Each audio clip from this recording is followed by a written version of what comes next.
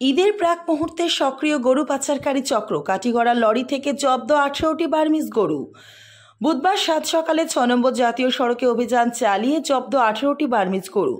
অভিযান চালায় ভারতীয় সীমান্ত বাহিনীর একটি দল। অভিযানে একটি 12 চাকার লরি থেকে উদ্ধার হয় 18টি বার্মিজ গরু। আটক করা হয় চালককে।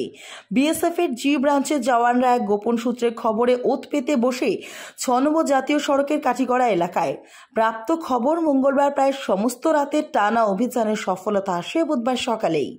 সকাল 7টা নাগাদ হাইলাকান্দির লালা থেকে আসছিল NL02Q8138 নাম্বারের গাড়িটি।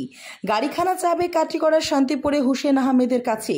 এ খবর জানিয়েছে গাড়ি চালক দুধপুর গ্রামের বাসিন্দা আব্দুল কাইয়ুম, যার বয়স 27 বছর। জব্দ 18টি বার্মিজ গরু সহ গাড়ি চালক আব্দুল কাইয়ুমকে আটক করে কাটিগড়া থানায় সমঝে দেয় সীমান্ত বাহিনীর দল। সামনেই ঈদ, এতে স্পষ্ট ঈদের আগে ফের একবার সক্রিয় হয়ে উঠেছে গরু সিন্ডিকেটের চক্র। কাটিগড়া থেকে প্রণব মালাকারের রিপোর্ট, নিউজ অবিকল।